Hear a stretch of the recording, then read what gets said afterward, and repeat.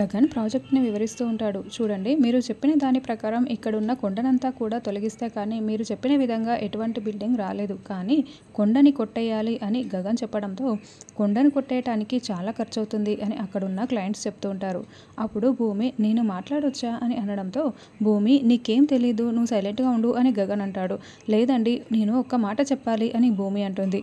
సరే అలాగేనని గగన్ అంటాడు. చూడండి, మొత్తం అక్కడున్న కొండని కొట్టేస్తే మీరు చాలా ఖర్చు అవుతుందని అంటున్నారు. అలా మొత్తం కొండని కొట్టేయకుండా స్టెప్స్గా ఫస్ట్ స్టెప్లో కొన్ని షాప్స్, తర్వాత స్టెప్స్లో కొన్ని షాపింగ్ మాల్స్, ఆ తర్వాత మనం సినిమా థియేటర్లు కట్టేసి ఆ తర్వాత సమాంతరంగా ఒక స్లాబ్ లాగా వేసేస్తే అప్పుడు మనం మొత్తం కొండని కొట్టేయకుండా సరిపోతుంది. భూకంపాల నుంచి కూడా చాలా భద్రంగా కాపాడుకోవచ్చు అని భూమి మొత్తం కొండను కొట్టేయకుండా స్టెప్పులుగా చెప్తూ ఉంటుంది. దాంతో గగన్ క్లయింట్స్ అందరూ కూడా భూమి చెప్పింది చాలా బాగుంది అని క్లాప్స్ కొడుతూ ఉంటారు. వావ్ భూమి, ఏ వెల్ డన్, ఎక్సలెంట్ అని గగన్ చెప్పడంతో థ్యాంక్ యూ సార్ అని భూమి అంటుంది. ఐడియా చాలా బాగుంది కాబట్టి దీనికి ఎస్టిమేషన్ వేయండి అని అక్కడున్న ఇంకొక క్లయింట్ చెప్పడంతో అలాగేనని గగన్ అతనికి ల్యాప్టాప్లో వివరిస్తూ ఉంటే ఇక ఇంతకు ముందు మాట్లాడిన అతను భూమి నాతో ఇలా రా అమ్మా అని భూమిని బయటికి తీసుకొస్తాడు. గగన్ గమనించుకుంటూ ఉంటాడు. చూడు భూమి, చూస్తుంటే మీ బాస్కి చాలా యాటిట్యూడ్ ఎక్కువగా ఉన్నట్టుందనిపిస్తుంది అని అంటే లేదు సార్, ఆయన చాలా మంచివారు అని భూమి అంటుంది. ఎక్కడ మంచివారు? నువ్వు మాట్లాడతాను, ప్రాజెక్టు గురించి చెప్తానంటే వద్దని చెప్పాడు కదా. నేను కదా నీకు పర్మిషన్ ఇచ్చాను. కాబట్టి అలాంటి వాళ్ళతో ఉండే కన్నా నువ్వు నా దగ్గర పిఏగా వచ్చేసే. నీలాంటి అందమైన అమ్మాయిలు నా దగ్గర పనిచేశారనుకో, నేను అతను ఇస్తున్న దానికన్నా డబుల్ శాలరీ ఇస్తాను అని అతను భూమిని టచ్ చేస్తూ మాట్లాడుతూ ఉంటే భూమి అవస్థలు పడుతూ ఇబ్బంది పడుతూ ఉంటుంది. అది గమనించిన గగన్ రేయ్ అంటూ రావడంతో ఏంటి గగన్, నువ్వా నన్ను రేయ్ అని పిలుస్తున్నావు అని అంటే అవును, నీలాంటి వాళ్ళని రే కాదు చెంప పగలగొట్టాలి అని గగన్ వెంటనే అతని చెంప పగలగొడతాడు. ఏంటి గగన్, నీకు ఈ కాంట్రాక్ట్ రావాలని లేదా? నీకు అవసరం లేదా? నన్నే చేయి చేసుకుంటావా అని అతను అరుస్తూ ఉంటే నువ్వేంట్రా నాకు ఈ కాంట్రాక్ట్ ఇచ్చేది? నీలాంటి బుద్ధి ఉన్న వాళ్ళతో అసలు ఈ కాంట్రాక్ట్ చేయడం నాకే ఇష్టం లేదు. రా భూమి, వెళ్ళిపోదాం అని గగన్ అంటూ ఉంటాడు. ఏమండి, ఏం మాట్లాడుతున్నారు అని భూమి అంటే నువ్వు రా భూమి, ఎటువంటి వాళ్ళతో అసలు కాంట్రాక్ట్లు చేయని అవసరం లేదు అని గగన్ భూమి చేయి పట్టుకొని తీసుకువెళ్తూ ఉంటాడు. ఇక నేరుగా భూమిని తన క్యాబిన్లోకి తీసుకొచ్చి అక్కడున్న వస్తువులన్నీ ఛా అంటూ గగన్ విసిరికొడుతూ కోపంతో రగిలిపోతూ ఉంటాడు. ఏమైంది మీకు అని భూమి అంటూ ఉంటే నువ్వు మాట్లాడకని గగన్ అరుస్తూ ఉంటాడు. అపూర్వ, నక్షత్ర ఇద్దరు గగన్ ఆఫీస్కి ముందు కారు దిగుతూ ఉంటారు. బేబీ ఇంకొకసారి ఆలోచించు బేబీ, నా ప్రెస్టీజ్ గురించి ఆలోచించు బేబీ అని అపూర్వ నక్షత్ర గడ్డం పట్టుకొని బ్రతిమలాడుతూ ఉంటుంది. మమ్మీ, ఈ ప్రెస్టీజ్లు డబ్బాలు అన్నీ కూడా పక్కన పెట్టేసే మమ్మీ. ఈ కాలంలో పిల్లల సంతోషాల కోసం తల్లులు చచ్చిపోవాలి మమ్మీ, అంతే మమ్మీ అని నక్షత్ర అంటూ ఉంటుంది. ఏంటి బేబీ ఇలా తయారైపోయావు అని అపూర్వ అంటూ ఉంటే మమ్మీ ఇక్కడి వరకు వచ్చిన తర్వాత ఇంకా మాటలేంటి మమ్మీ, రా మమ్మీ, బావని ఒప్పిద్దు అని నక్షత్ర అపూర్వని లాక్కు వస్తూ ఉంటుంది. అసలు నీకు బుద్ధుందా అని గగన్ అరుస్తూ ఉంటాడు. ఇది భలే ఉంది, నేనేం చేశాను? అయినా బంగారం లాంటి కాంట్రాక్ట్ని మీరెందుకు కాదనుకున్నారు? ఓ, నేను ఐడియా ఇచ్చాననా అని భూమి అంటుంది. నువ్వు మాట్లాడకు, నాకు కోపం ముంచుకు వస్తుంది. అసలు ఇలాంటి డ్రెస్ నిన్ను ఎవరు వేసుకోమన్నారు అని గగన్ అరుస్తూ ఉంటాడు. బాగుంది, గిర్పొరేటు అని మీరే నాకు ఈ డ్రెస్సు తీసుకువచ్చి ఇచ్చారు. అక్కడికి నేను వద్దు ఉంటూనే ఉన్నాను, మీరు విన్నారా అని భూమి అంటే నేను వేసుకోనని చెప్పొచ్చు కదా అని గగన్ అంటాడు. ఏంటి, నేను చెప్పలేదా? ఒక్కసారి ఆలోచించుకోండి. ఈ డ్రెస్ వేసుకున్న తర్వాత నేను ఎన్ని అవస్థలు పడ్డానో ఆలోచించుకోండి, గుర్తు చేసుకోండి అని భూమి అంటే మొత్తం గగన్ గుర్తు చేసుకుంటూ ఉంటాడు. చేసిందంతా చేసేసి మళ్ళీ నాపై అరుస్తున్నారు అని భూమి అంటే సరేలే, ఈ డ్రెస్లో చూడలేక చేస్తున్నాం, వెళ్ళి డ్రెస్ మార్చుకో అని గగన్ అరవడంతో చేసే ముందు ఉండాలి ఇదంతా కూడా అని భూమి కొంచెం ర్యాష్గా అనడంతో ఏంటి అని గగన్ కోపంగా చూస్తూ ఉంటే అంటే మీరు ఇవన్నీ ముందు నాకు చెప్పే ముందు ఆలోచించి ఉండాల్సింది సార్ అని. సరే, నేను డ్రెస్ మార్చుకోవాలి అంతే కదండి, వెళ్తున్నాను సార్ అని భూమి అంటుంది. మమ్మీ, అదిగో మమ్మీ, అదే మమ్మీ బావగది అని నక్షత్ర చూపిస్తూ ఉంటుంది. మమ్మీ పద మమ్మీ అని నక్షత్ర అంటే నువ్వు ఇక్కడే ఉండు, నేను మాట్లాడి వస్తాను అని అపూర్వ అంటుంది. లేదు మమ్మీ, నేను కూడా వస్తాను మమ్మీ అని నక్షత్ర అంటూ ఉంటుంది. వెళ్ళవే వెళ్ళు, నువ్వే పెళ్ళికి ఒప్పించేసుకో.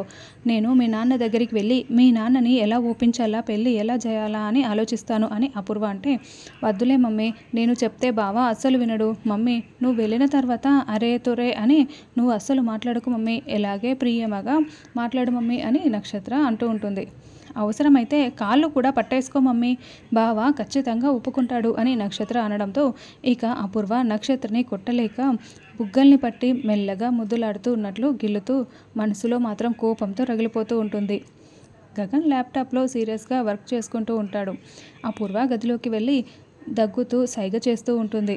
గగన్ అసలు పట్టించుకోడు. మళ్ళీ కావాలని గొంతుతోనే దగ్గుతూ ఉంటుంది. అప్పుడు గగన్ తల పైకెత్తి, ఏయ్ నువ్వేంటి ఇక్కడ, ఏయ్ అపూర్వ నిన్నే అడుగుతున్నది అని గగన్ అరుస్తూ అడుగుతూ ఉంటాడు. అపూర్వ చాలా కోపంగా వెనుతిరుగుతుంటే అక్కడ అద్దంలో నుంచి చూస్తున్న నక్షత్ర ప్లీజ్ మమ్మీ మాట్లాడు మమ్మీ అని సైగ చేస్తూ ఉంటుంది. అప్పుడే భూమి కూడా ఇదంతా గమనించుకుంటూ ఉంటుంది. ఓ గుడిలో దర్శనానికి ఖాళీ లేక నేను కూడా దేవుడి లాంటి వాడినేనని దర్శించుకొని దండం పెట్టుకోవడానికి వచ్చావా అని గగన్ అంటూ ఉంటే, నా కూతురు ప్రేమ అనే దరిద్రం నన్ను ఇక్కడి వరకు లాక్కు వచ్చిందిరా అని అపూర్వ అంటూ ఉంటుంది. వెంటనే గగన్ అద్దంలో నుంచి నక్షత్రాన్ని చూస్తూ, ఓ దరిద్రం బయట, దాని మమ్మీ లోపల ఉందన్నమాట అని గగన్ అంటూ ఉంటాడు. ఏంటో చెప్పు చెప్పు, నాకు చాలా పనులున్నాయి అని గగన్ టైం చూసుకుంటూ ఉంటాడు. దాంతో అపూర్వ కొట్టలేక తిట్టలేక తానే తల కొట్టుకుంటూ, రేయ్ నన్ను కనీసం కూర్చోమని కూడా మర్యాద ఇవ్వవారా అని అరుస్తూ ఉంటే, నువ్వు చెప్పినా కూర్చుంటావు, చెప్పకపోయినా కూర్చుంటావు. మన శత్రువు ఇలా ఎదురుగా నిలబడి మాట్లాడితే ఆ కిక్కే వేరప్ప అని గగన్ అంటాడు. వెంటనే అపూర్వ కుర్చీలో కూర్చుంటుంది. నీ డ్యూయల్ యాక్టింగ్ మేము భరించలేకపోతున్నాం కానీ అసలు విషయం చెప్పు అని గగన్ అనడంతో, తెలుసు కదరా నా కూతురు నిన్ను ప్రేమిస్తోందని అని అపూర్వ అంటే, నా కోసం చావు పోయిందని కూడా తెలుసు, తర్వాత ఏంటో చెప్పు అని గగన్ అంటాడు.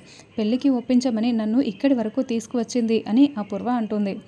ఏంటి, దాంతో నా పెళ్ళ, ఇంపాసిబుల్ అని గగన్ చెప్పడంతో ఇక్కడ నక్షత్ర బాధపడుతూ ఉంటే భూమి చాలా చాలా సంతోషపడుతూ ఉంటుంది.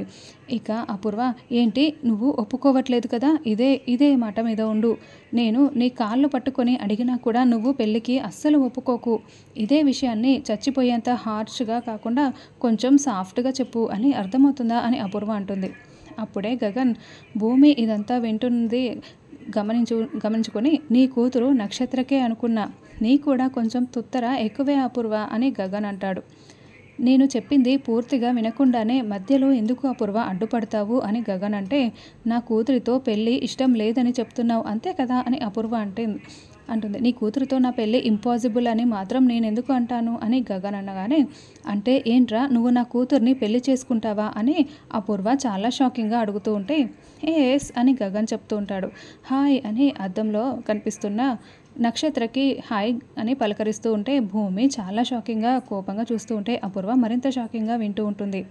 నక్షత్రని నేను పెళ్లి చేసుకుంటాను అపూర్వ అని గగన్ రెండోసారి కూడా కన్ఫర్మ్ చేస్తాడు. దాంతో అపూర్వ ఒక్కసారిగా లేచి నిలబడి, ఏంట్రా నువ్వు నా కూతుర్ని పెళ్లి చేసుకుంటావా, నిజమా అని చాలా షాకింగ్గా అడుగుతూ ఉంటే, నేను ఇంకా మాట్లాడటం పూర్తి కాలేదు అపూర్వ, అంత తొందర ఎందుకు అని గగన్ అంటాడు. ఇంకేంట్రా మాట్లాడేశావు కదా, మళ్ళీ పూర్తి కాలేదంటున్నావు, ఇంకా మాట్లాడడానికి ఏముంది అని అపూర్వ అంటే, మా అమ్మ ఎవరిని చెప్తే వాళ్ళని పెళ్లి చేసుకుంటాను అపూర్వ, నక్షత్రని పెళ్లి చేసుకోమంటే నేను చేసుకుంటాను అని అంతేనని గగన్ అంటాడు. అమ్మ చెప్పిన అమ్మాయిల్లో నక్షత్ర కూడా ఉందనుకో, నేను పెళ్లి చేసుకుంటాను అని గగన్ కన్ఫర్మ్ చేయడంతో, శారదత్తయ్య నిన్ననే మా పెళ్ళికి అంగీకరించింది అని నక్షత్ర భూమితో చెప్పిన మాటలు భూమి గుర్తు చేసుకుంటూ మరింత టెన్షన్ పడుతూ ఉంటుంది. ఆ శారదేమో నువ్వెప్పుడు ఒప్పుకుంటే ఈ పెళ్లి చేసేద్దామా అని ఉంది, నువ్వేమో మీ అమ్మ ఒప్పుకుంటే అని చెప్తున్నావు. మీ పెళ్ళి జరిగితే నా మొగుడు నన్ను నా కూతుర్ని ఇద్దరిని చంపేస్తాడు, ఇదెక్కడి చావురా నాకు అని అపూర్వ తల పట్టుకుంటుంది. అవన్నీ నాకెందుకు అపూర్వ, ఇప్పుడు ఈ పెళ్ళి జరగకూడదనుకున్నావే అనుకో, అప్పుడు మా అమ్మ కాళ్ళ మీద పడి ఎలాగైనా సరే ఈ పెళ్ళి ఇష్టం లేదని నువ్వు ఒప్పించేసేయి, అప్పుడు సరిపోతుంది కదా, అర్థమవుతుందా అపూర్వ, మా అమ్మ కాళ్ళు పట్టుకొనైనా సరే నక్షత్రతో పెళ్ళి వద్దు, పెళ్ళి ఇష్టం లేదు అని ఒప్పించేసేయి అంతే అపూర్వ అని గగన్ అంటూ ఉంటాడు. ఇదేమో అద్దంలో నుంచి చూస్తుంది, ఆడియో దానికి తెలియదు కాబట్టి సరిపోయింది, ఇదేంట్రా నా కర్మ అని అపూర్వ అనుకుంటూ ఉంటుంది. అపూర్వ బయటికి రాగానే మమ్మీ బావ ఏమన్నాడు మమ్మీ అని అంటే ఒప్పుకోవట్లేదు అని అపూర్వ చెప్తే అదేంటి మమ్మీ ఒప్పుకోలేదా అని నక్షత్ర టెన్షన్ పడుతూ ఉంటే అంటే వాళ్ళ అమ్మకి ఇష్టమైతే చేసుకుంటాడంట అని చెప్పడంతో అయితే అత్తయ్య ఆల్రెడీ ఓకే చెప్పేసింది కదా అంటే నా పెళ్ళి అయిపోయినట్లే ఉండు మమ్మీ నేను బావ దగ్గరికి వెళ్ళేసి వస్తాను అని నక్షత్ర పరిగెత్తుకుంటూ గగన్ దగ్గరికి వచ్చి ముద్దు పెట్టేసి థ్యాంక్ యూ బావా అని పరిగెత్తుకుంటూ అపూర్వ దగ్గరికి వస్తుంది. గగన్ కోపంతో చూస్తూ ఉంటే ఇదంతా చూస్తున్న భూమి చాలా షాకింగ్గా కోపంతో రగిలిపోతూ కులుకుంటూ ఉంటుంది. అయితే గగన్ భూమిని గమనించేసి మళ్ళీ నక్షత్ర ముద్దుని తాను బాగా ఎంజాయ్ చేస్తున్నట్లు భూమికి కనపడేలా నవ్వుకుంటూ ఉంటాడు. ఇదేంటిది ఈ నక్షత్ర ఇలా పరిగెత్తుకుంటూ వెళ్ళి పరిగెత్తుకుంటూ వచ్చేసింది, లోపల ఏం చేసి వచ్చింది, ఇంత సిగ్గుపడిపోతుంది అని అపూర్వ అనుకుంటూ తల పట్టుకొని వెళ్తూ ఉంటుంది. వెంటనే భూమి గగన్ దగ్గరికి వచ్చి ఏం చేస్తున్నారు మీరు, అసలు అది ముద్దు పెట్టి వెళ్తే మీరు తిట్లక్కర్లేదా అని ప్రశ్నిస్తూ ఉంటే అది అనుకోకుండా జరిగిన పరిణామం, దానికి నేనేం చేసేది అని గగన్ అంటాడు. ఏం చేసేదంటారేంటి, మీరు నన్ను ప్రేమించారు కదా, ఇప్పుడు దాని ప్రేమని ఎలా యాక్సెప్ట్ చేస్తారు, పెళ్ళికి ఎలా ఒప్పుకుంటారు అని భూమి నిలదీస్తూ ఉంటే అవును నేను నిన్ను ప్రేమించాను అయితే నువ్వేం చేశావు అని గగన్ నిలదీస్తూ ఉండడంతో భూమి బాధపడుతూ ఉంటుంది.